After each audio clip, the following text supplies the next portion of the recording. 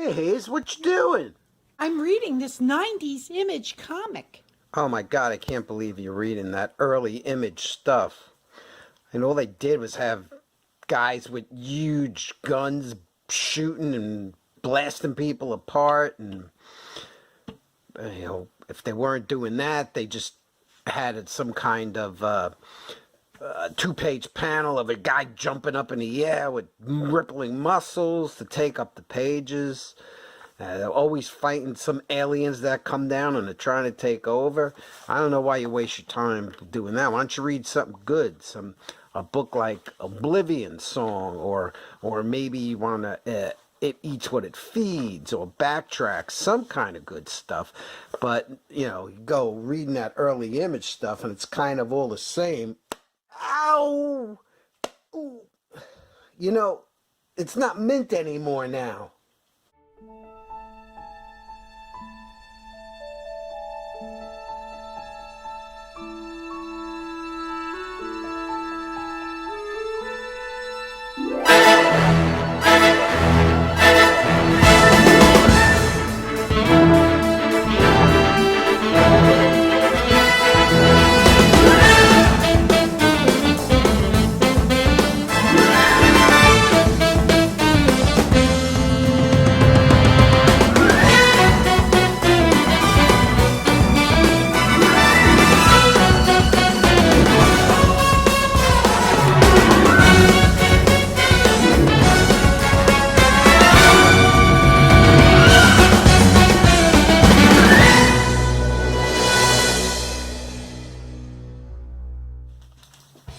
Hi everybody, welcome to another edition of Greg C. Collector. We're going to get to a mostly action comic box today and be looking at those covers and telling you a little bit about it. Before we do that though, I want to remind everybody if you can help me get to 500 subscribers by liking and subscribing, you'll be entered in a contest to win this Batman hardcover, Absolution. That's, again, help me get to 500 subscribers. So without further ado, let's get on to the unboxing of the Action Comics. So the box I got today is my Don't Read pile. Apparently, it said it's DC starting at the A's. So here it is, and we have Accelerate, which was a Vertigo title back in 2000. It was a 4-issue series. I'm missing issue 2. That's why I didn't read it. So when I get it, I'll read that. And then the rest of this box is a run of Action Comics I haven't read yet. And here's Brainiac. Notice on all of these you're going to see the square that tells you the title of the story. Luthor was a super genius, but he really needed a fashion designer because look at those clothes he wears. The other thing was, what amazes me is Brainiac is an alien, and he wears a pink shirt with a collar like that. I guess he was from the future, I guess, or an alien. He knew the fashion would come in where men would start wearing pink shirts in the years 2000. So another Luthor story here.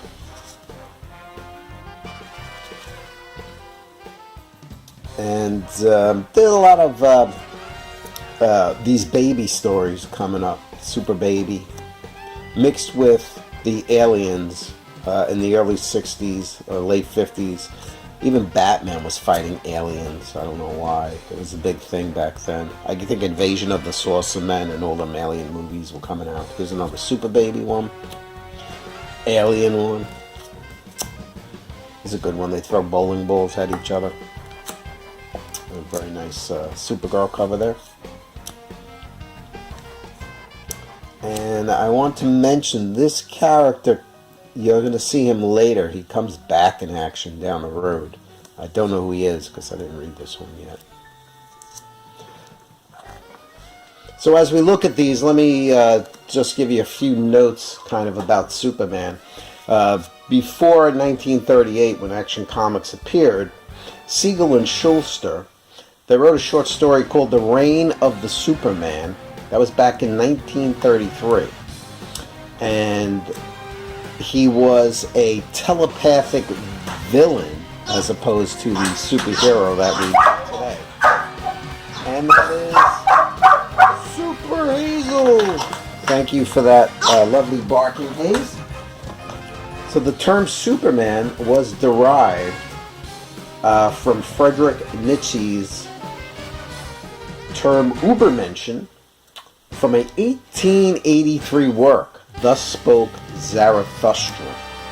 So back in 1883, he used the term Superman. Then it was popularized by George Bernard Shaw, who wrote his play in 1903, Man and Superman. But probably the biggest influence on Siegel and Schulze was Tarzan, because Jane Porter in Tarzan called him a Superman back in 1912, the first Tarzan of the Apes novel.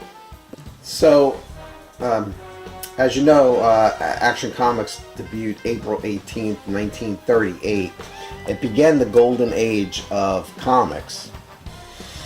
Siegel and Schulze were trying for years to find a publisher for Superman. They initially had it as a newspaper strip, but they did not have success in trying to get it published as a newspaper strip. Meanwhile, they were working for DC, what was called National Allied Publications back then, on Slam Bradley in Detective Comics.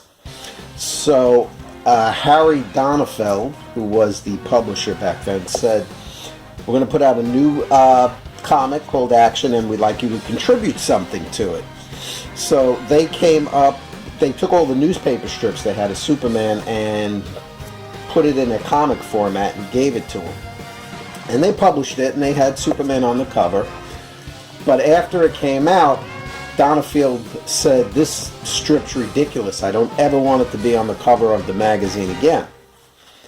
But money talks, because when the sales figures finally came in, they saw how strong it was. And from issue 19 onwards, Superman was always on the cover of the strip. Now, Superman shared Action Comics with various other stories. Zatara was in it, and Vigilante was in it. And then Don Cameron and artist Ed Dobrotka, they created the original Toyman. You had in 1942 Wayne Boring.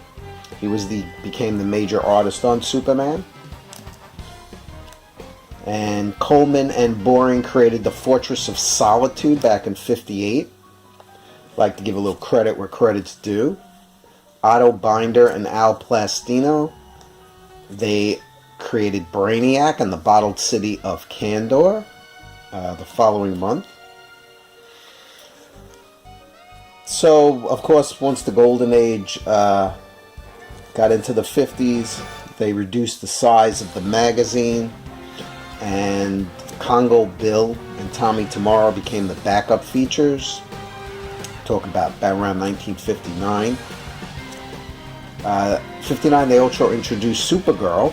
That was by Otto Binder and Al Plastino. And in 62, you had Kurt Swan becoming the definitive artist of Superman.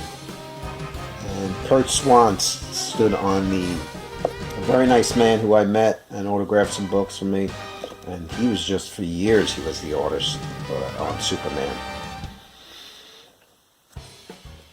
Jim Shooter, who, you love him or you hate him, I personally love him. It's another person I met, and he's a great guy. Created The Parasite back in 1966. You didn't think Jim Shooter went back that far, but he does, folks. In the 70s, they had just a Superman story and then a backup story, like the Human Target or Green Arrow and Black Canary. The Atom was in there. They introduced a new Toyman by Cary Bates and Kurt Swan in '74. Martin Pasco was writing stories. Vixen was introduced back in '81. Ambush Bug, that we just passed up, made a few appearances. And then as we're coming up on this, you're going to see a change in the format. But in the meantime, bear that Byrne started the Man of Steel, his series, in '86. And he had a good run with it. They started putting the Demon, Superboy, they started doing a lot of team-ups here. Here's Booster Gold. I believe it's the first appearance of the Silver Banshee here. And then here it is. The 48 pages every week where they had little 3, 4, 5 pages of Green Lantern, Deadman, Black Hawk, Secret Six, Wild Dog. There was a Black Canary one. And Superman got regulated to 2 pages in this. Was it a good idea? I don't know if it was a good idea. Maybe there was a lot of Superman books out there and they didn't need him in action anymore, but here they did it. And they were decent stories. It's very good. And Nightwing got a run. So after I guess it wasn't a big hit, or maybe it was just too much output you had to do every week, but it went back to a monthly title featuring Superman after a short stint here. And then came the Crisis on Infinite Earth, I think came after this. So that's my run on this box. I have a lot of reading to do, as you see. Catch up on my Action Comics. Well, that wraps up another episode. I hope you enjoyed looking at all the Superman Action Comic covers. Once again, don't forget to like, subscribe. You'll be entered in the contest to win the Batman hardcover Absolution. Hazel, anything else to say? Gonna show everybody your face now? Alright, she's shy today. See you guys next time.